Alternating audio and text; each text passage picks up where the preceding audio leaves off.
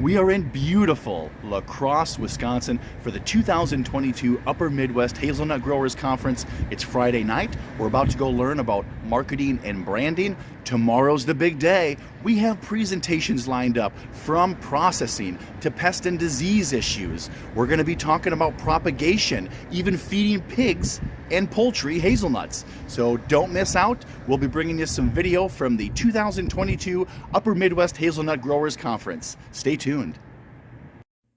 We have a nice crowd for the presentation on the Hazelnut Marketing and Branding Project. We're learning about the 7 P's of marketing from Copy That Marketing Company. Can you name the 7 P's?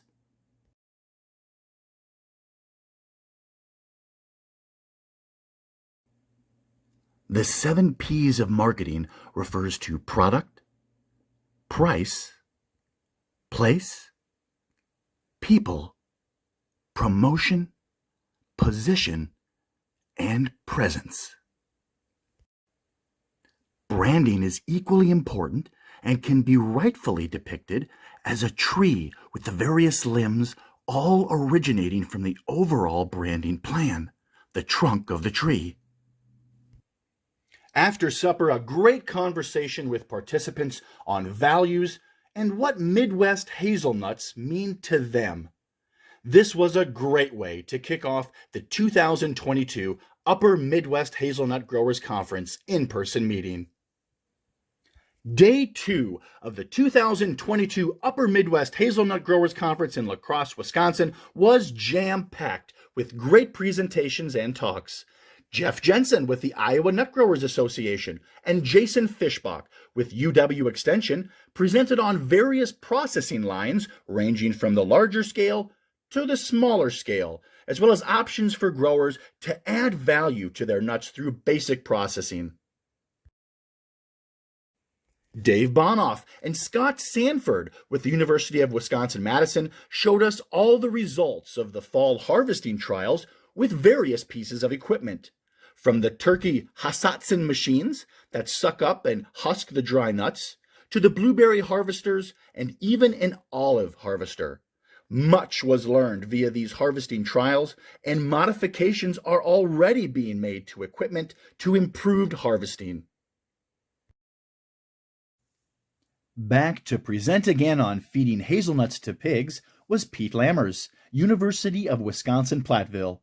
Pete presented on the updated pig feeding trials that fed larger percentages of hazelnuts and shells to pigs for value-added pork. The results of the trials are mixed. Let's hear what Pete has to say. At this point, based on the data we have, there's no, we could say that the oleic acid content is higher in fat from acorn-fed pigs. But again, pork lard is not a health food, and reducing your heart attack risk by eating a little more unsaturated fat, that's a real hard sell to me. So based on the data, I think what we have is we have data that we can show people who are thinking about feeding it to pigs that there's no real risk to feeding up to 10%, maybe 20%, right? Because you're going to get a very similar pork chop. And then as we get more experience with it, maybe some of these differences or maybe some of these numbers are going to start to pop out. But again, we just need a lot more data before we can say that. Yeah. The Hazelnut Growers panel was fascinating.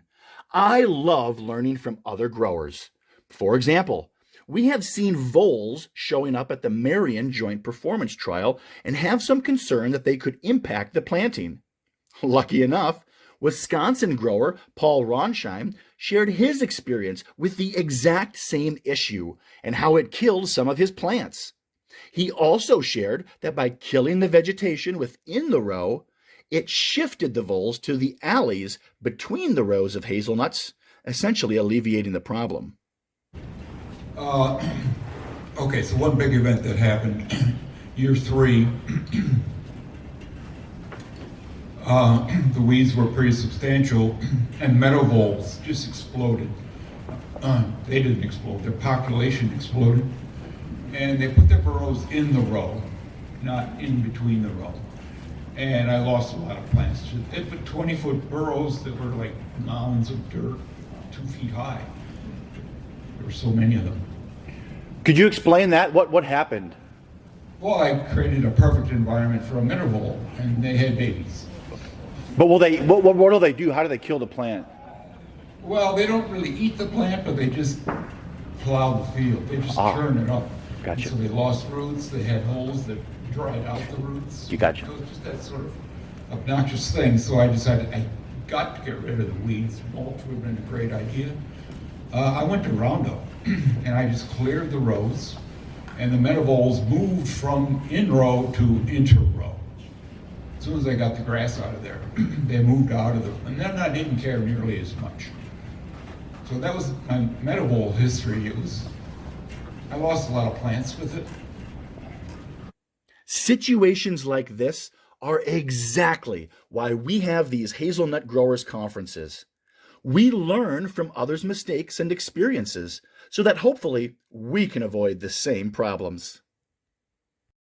So this year's award, we'd like to honor Dave Bonhoff as our 2022 Grower of the Year.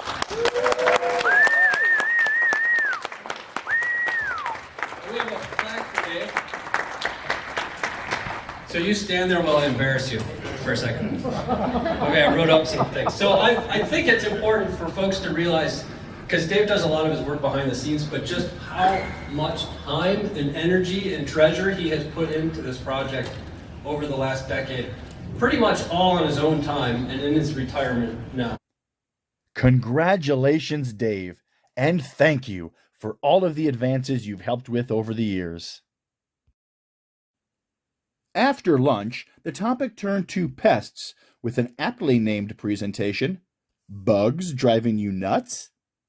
Brian Akama and Haley Shanovich of the University of Minnesota reported on the bugs they are tracking in orchards.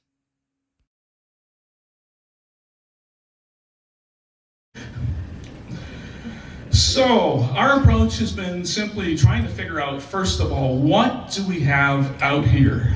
And I can report there are 3 main insect pests in the Midwest here. On the left there, that's a little nut weevil. In the middle is a hazelnut stem borer. And that is an insect that is related to emerald ash borer that is decimating our ash resource here in the Midwest. This is one that we were not expecting, this agrylus, beautiful red insect, but we don't really like it in the hazelnut bushes. And we saw a lot of it this past year with the dry conditions that we had. And then on the right-hand side, the picture that looks like it's just a picture of absolutely nothing, those little white, tiny little grubs are big bud mites. And those are the little mites that will destroy the buds. We have other tiny minor pests as well. And you might say, whoa, wait a minute, these are somewhat major. On the left-hand side there, we all recognize those as? Japanese beetle. Japanese beetles.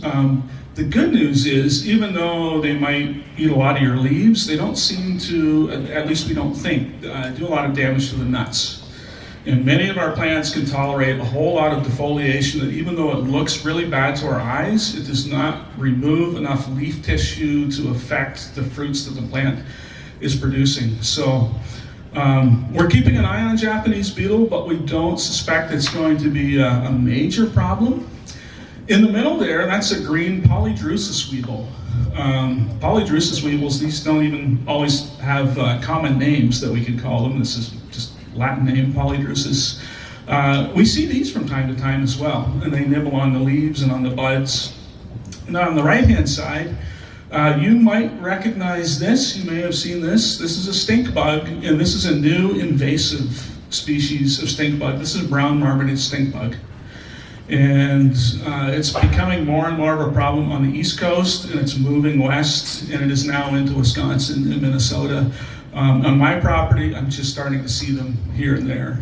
Bud mite. And this one we're very curious. If you're seeing on your plantings, I'll show you the picture first so you can see what I'm talking about. So in the photo on the left is on the bottom a normal bud, and this is in spring before the leaves have leafed out in March or April. And so that's a normal bud, and the other two buds have these mites inside of them. And what happens is the mites are feeding on that internal bud tissue, and they cause the buds to swell up. They cause them to become inflamed and swell up, and the tissue dies inside. But they look about 3 or 4 times larger than the normal sized buds. So it's pretty easy for you to see, especially in the spring before the leaves have leafed out, if you have this or not, because you'll see some of the plants, or some of our cultivars, some of the varieties seem to be very susceptible, and some of them seem to not be susceptible at all. So on some varieties we don't see any big bud mite, and on other ones, like almost the whole plant has these swollen buds. So we're very curious how big of a problem it is for all of you. We don't know if we might have just gotten it from nursery stock in our plantings or something like that. And so it would be awesome if you fill out that survey. The top photo is what one looks like really up close. That's under a scanning electron microscope, so they're not very pretty looking. They're these little maggot looking mites, basically. And so what they do is they crawl around inside those buds, and you can't really see it, but its mouth looks like a little suction cup, and they basically just are sucking out the plant fluid from inside of the buds.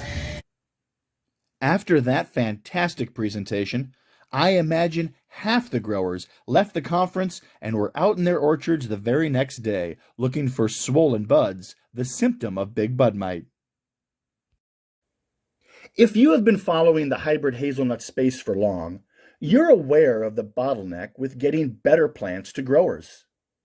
Vegetative propagation, in all its forms, is needed to ramp up the number of plants once promising experimental genotypes are identified. Lois Braun and Mark Hammond with the University of Minnesota presented on some cutting-edge work to improve vegetative propagation through mound layering, semi-hardwood stem cuttings, and seed graft layering. More to come next year, but really exciting for growers at the conference to hear that other avenues of vegetative propagation are being explored. Last, but certainly not least, was a great talk by Julie Dawson and Scott Brainerd with the University of Wisconsin-Madison and Lois Braun at the University of Minnesota. They laid out the breeding work they are undertaking to better understand making crosses to achieve traits we need in the Midwest, and identifying strategies to guide that work. Unbelievably important for the long-term success of the Midwest hazelnut industry. That's it. That's the recap of the 2022 Upper Midwest Hazelnut Growers Conference. Check the MidwestHazelnuts.org website for recordings of the presentations. And don't forget to mark your calendars for the first weekend in March of 2023 for the Hazelnut Growers Conference in delightful Decorah, Iowa. I'll see you then.